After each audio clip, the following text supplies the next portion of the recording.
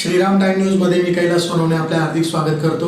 सुरुवातीला पाहूया 24 तासातील ताज्या घडामोडी। धुळे जिल्ह्यात राष्ट्रीय लोक अदालतीचे आयोजन। पंतप्रधान नरेंद्र मोदींच्या स्वर्गवासी आईचा अवमान केल्याप्रकरणी भाजप महिला मोर्चातर्फे काँग्रेस विरोधात जोरदार घोषणाबाजी करीत करण्यात आले निषेध आंदोलन। नगाव येथे दिनांक 12 ते 19 सप्टेंबर दरम्यान आयोजित श्रीमद भागवत महापुराण कथेनिमित्त गावातून काढण्यात आली कलश यात्रा। संदेशभूमी ट्रॅव्हल्स बंगलोचा ऐतिहासिक वास्तूच्या यादीत समाविष्ट करण्याचा होत असलेला निर्णय धुळेकरांसाठी अभिमानाची बाब। आणि SS मोबाईलचे संस्थापक तथा चेअरमन सिद्धार्थ शहांच्या वाढदिवसानिमित्त रक्तदान शिबिराचे आयोजन। आता बातमीपत्र विस्ताराने। याचबरोबर श्रीराम टाइम न्यूजचे बातमीपत्र संपले। दिवसभरातील ताज्या घडामोडींसाठी पाहत राहा श्रीराम टाइम न्यूज। भेटूया पुढील प्रसारणात, तोपर्यंत नमस्कार। महाराष्ट्र राज्य विधी सेवा प्राधिकरण यांच्या आदेशाने शनिवार दिनांक 13 सप्टेंबर रोजी धुळे जिल्ह्यात राष्ट्रीय लोक अदालतीचे आयोजन करण्यात आले होते। या लोक अदालतीत न्यायालयात प्रलंबित असलेली भूसंपादन प्रकरणे, मोटार अपघात प्रकरणे, 138 एन ऍक्ट खालील प्रकरणे, दिवाणी अपिले, तडजोड पत्र, महानगरपालिका व ग्रामपंचायत घरपट्टी बिलांच्या देयकाबाबतची वादपूर्व प्रकरणे, भारत दूरसंचार निगम लिमिटेड, वीज वितरण, राष्ट्रीयकृत बँका आणि पतसंस्था व इतर यांच्याकडील थकबाकीबाबतची वादपूर्व प्रकरणे या राष्ट्रीय लोक अदालतीमध्ये तडजोडीसाठी ठेवण्यात आली होती। धुळे येथील जिल्हा न्यायालयाच्या आवारात 9 न्यायाधीशांच्या पॅनलद्वारे कामकाज झाले। नमस्कार। आज आपण या वर्षीतलं तिसरं राष्ट्रीय लोक अदालतीचे या ठिकाणी धुळे जिल्ह्यामध्ये आपण आयोजन केलेलं आहे। या लोक अदालतीमध्ये आपण एकूण 5393 कोर्टात प्रलंबित असलेले प्रकरणं तडजोडीसाठी ठेवलेले असून 74,146 वादपूर्व प्रकरणं या ठिकाणी तडजोडीसाठी ठेवलेले आहेत। आता या लोक अदालतीचं उद्घाटन जिल्हा विधी सेवा प्राधिकरणाच्या अध्यक्षा माननीय माधुरी आनंद मॅडम यांच्या हस्ते व सर्व सन्माननीय पॅनल जे मेंबर आहेत त्यांच्या उपस्थितीमध्ये या ठिकाणी पार पडलेलं आहे।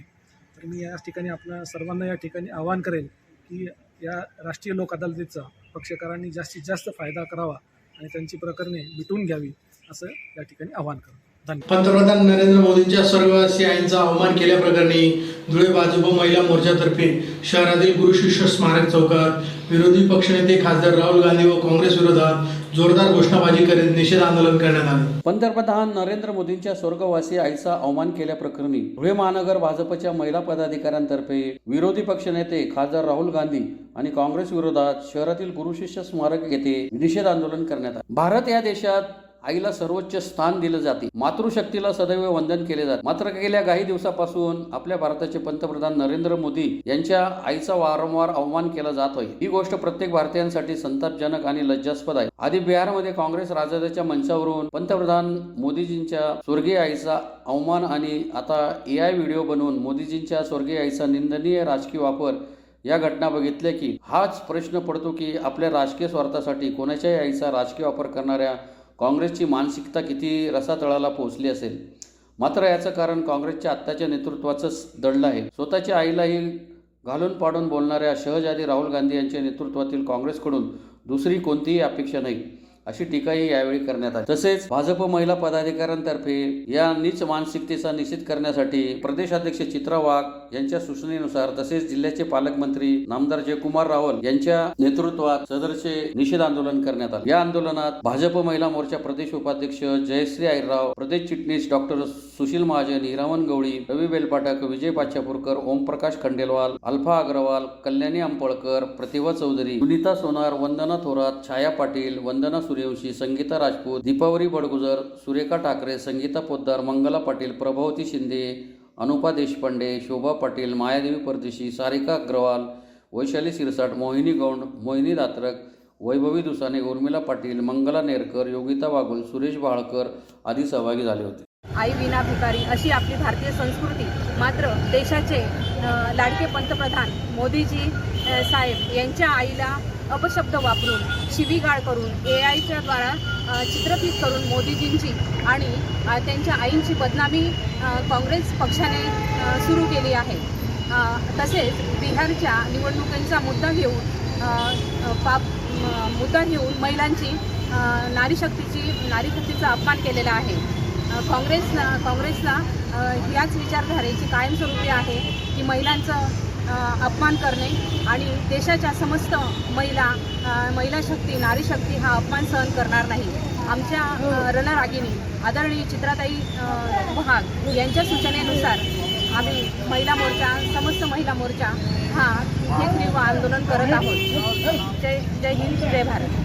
धुळे तालुक्यातील नगाव येथे दिनांक 12 ते 19 सप्टेंबर दरम्यान आयोजित श्रीमद भगवत महापुराण कथेनिमित्त गावातून सुशोभित कलश यात्रा काढण्यात आली. आचार्य हरिभक्तपरायण देशगोपाल शास्त्री यांच्या श्रीमुखातून कथेचे आयोजन करण्यात आले आहे.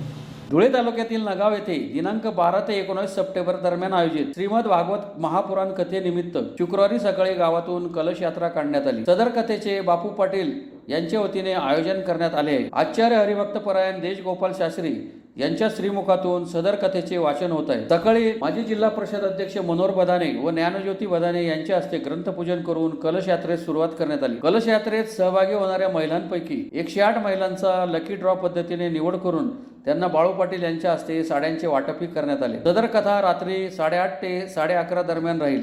तरी भाविकांनी कथेचा लाभ घेण्याचे आवाहन आयोजकांतर्फे करण्यात आले आहे. या कलश यात्रेत बाळू पाटील, कमल पाटील, भटू पाटील, कविता पाटील यांच्यासह ग्रामस्थ व महिला भगिनी मोठ्या संख्येने सहभागी झाले होते. माझ्या गावातून सर्व समाज बांधव यांचे पूर्वज यांच्या आत्म्याला चिरशांती, सुखशांती, सद्गती मिळो म्हणून भागवत कथेचं निवेदन.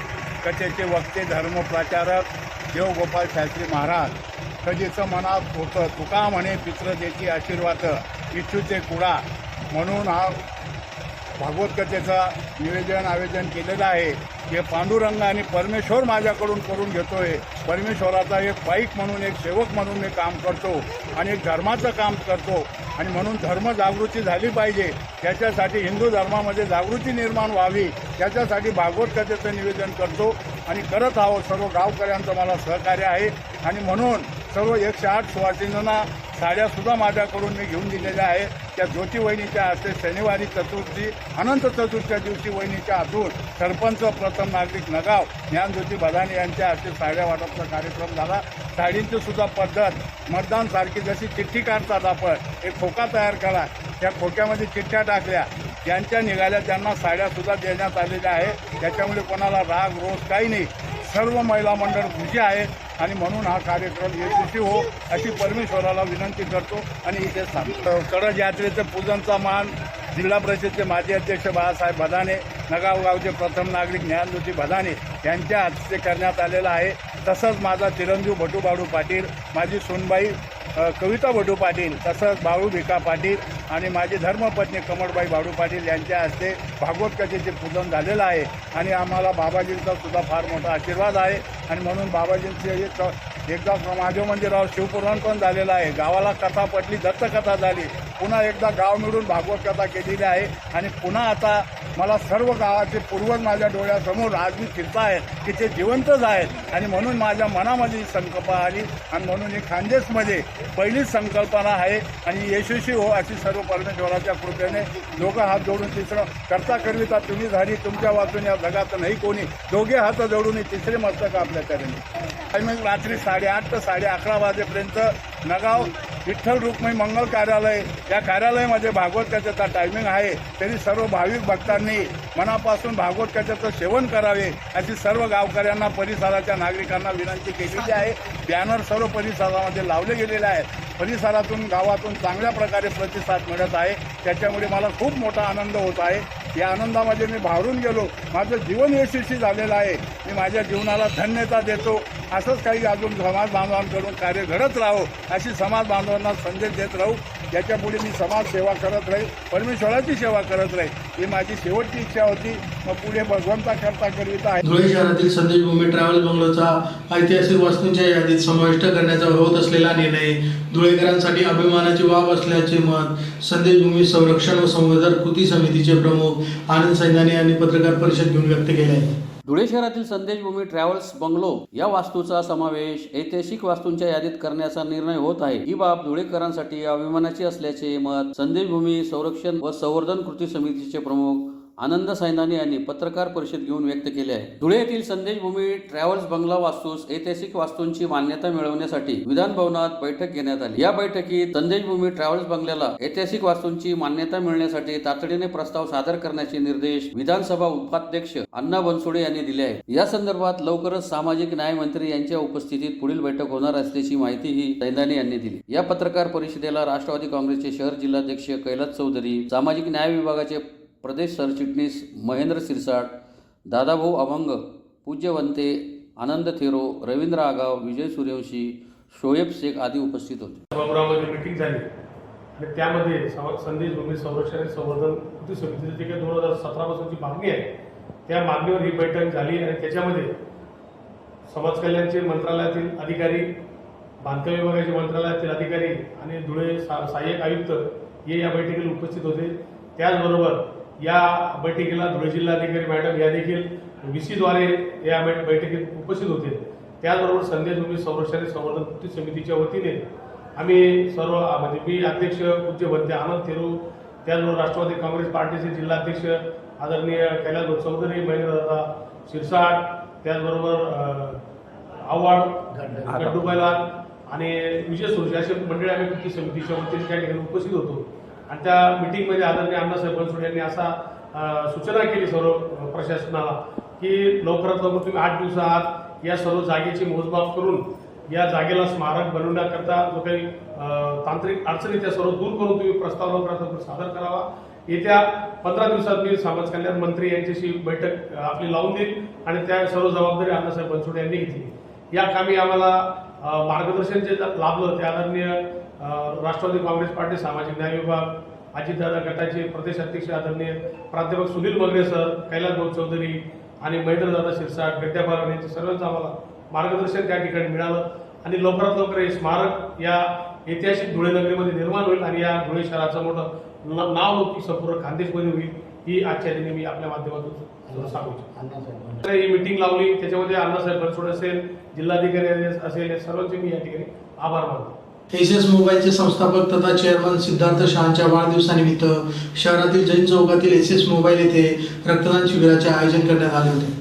धुळे शहरातील जैन चौकातील एसएस मोबाईलचे संस्थापक तथा चेअरमन सिद्धार्थ शहांच्या 41व्या वाढदिवसानिमित्त जय हिंद चौकात रक्तदान शिबिराचे आयोजन करण्यात आले होते. एसएस मोबाईल कंपनीच्या 400हून अधिक शाखा या संपूर्ण महाराष्ट्रात विखरलेल्या आहेत. इतर राज्यात देखील या शाखा आहेत. अशा एसएस मोबाईल कंपनीचे प्रमुख संस्थापक तथा चेअरमन सिद्धार्थ शाह यांचा 41वा वाढदिवस असल्याने सर्व विविध शाखांवर रक्तदान शिबिराचे आयोजन करण्यात आले होते. त्यातलाच एक भाग म्हणून जय हिंद चौकातील एसएस मोबाईल येथे रक्तदान शिबिर संपन्न झाले. या रक्तदान शिबिरात एसएस मोबाईल कंपनीचे व्यवस्थापकासह अधिकारी, कर्मचारी व ग्राहकांनी देखील रक्तदान करून या राष्ट्रीय कार्यात सहभाग नोंदवला. रक्तदान करणाऱ्या दात्यांना प्रमाणपत्र देऊन सन्मानित करण्यात आले. या प्रसंगी क्लस्टर हेड योगेश बच्छाव, धुळे झोनचे अंकित सावंत, चॅनल पार्टनर धीरज मंत्री, विशाल अग्रवाल, मितेश अग्रवाल, रोशन खाटिक, इरफान शेख, मजहर खान, रिजवान शेख, ब्रँच मॅनेजर जुनेद शेख, नदीम शाह, उनेश पठाण यांच्यासह कर्मचारी, अधिकारी व ग्राहक उपस्थित होते. आज एसएस मोबाईल तर्फे रक्तदानाचं शिबिर आयोजित केलेलं आहे. एसएस मोबाईल ही भारतातील 3 नंबरची मोबाईल रिटेल चेन, तसेच महाराष्ट्रात 1 नंबरची मोबाईल रिटेल चेन आहे. महाराष्ट्रामध्ये हिचे 450हून अधिक आउटलेट्स आहे. यांचे फाउंडर सिद्धार्थ शाह यांचा आज वाढदिवस आहे. त्यानिमित्ताने एसएस मोबाईल धुळे जिल्ह्यामध्ये एसएस मोबाईलने ब्लड डोनेशनचा कॅम्प आयोजित केलेला आहे. यामध्ये ओप्पोचे area sales manager Roshan Khatik sir, धुळ्यातले channel partner Dhiraj Mantri sir, तसेच विशाल राठोड सर आणि मितेश जैन तसेच ब्रँच मॅनेजर जुनेद शेख व नदीम शाह उमेश पठाण या सर्वांच्या अनुषंगाने हा कार्यक्रम आपण इथे आयोजित केलेला आहे. या ठिकाणी बजाज फायनान्सची टीम, TVSची टीम व इतर कस्टमरसुद्धा भरभरून प्रतिसाद आम्हाला इथे भेटला आहे. तसेच अजून नागरिकांना कोणाला जर ब्लड डोनेशन करायचं असेल तर आपलं ब्लड डोनेशन जय हिंद कॉलेज देवपूर इथे आयोजित केलेलं आहे. तर ज्यांना द्यायचं आहे त्यांनी इथे डोनेशनसाठी यावं हे आपल्याला आग्रहाची विनंती. पुन्हा एक नजर ठळक घडामोडींवर. धुळे जिल्ह्यात राष्ट्रीय लोक अदालतीचे आयोजन. पंतप्रधान नरेंद्र मोदींच्या स्वर्गवासी आईचा अवमान केल्याप्रकरणी भाजप महिला मोर्चातर्फे काँग्रेस विरोधात जोरदार घोषणाबाजी करीत करण्यात आले निषेध आंदोलन. नगाव येथे दिनांक 12 ते 19 सप्टेंबर दरम्यान आयोजित श्रीमद भागवत महापुराण कथेनिमित्त गावातून काढण्यात आली कलश यात्रा. संदेशभूमी ट्रॅव्हल्स बंगलोचा ऐतिहासिक वास्तूच्या यादीत समाविष्ट करण्याचा होत असलेला निर्णय धुळेकरांसाठी अभिमानाची बाब. आणि SS मोबाईलचे संस्थापक तथा चेअरमन सिद्धार्थ शहांच्या वाढदिवसानिमित्त रक्तदान शिबिराचे आयोजन. महाराष्ट्र राज्य विधी सेवा प्राधिकरण यांच्या आदेशाने शनिवार दिनांक 13 सप्टेंबर रोजी धुळे जिल्ह्यात राष्ट्रीय लोक अदालतीचे आयोजन करण्यात आले होते.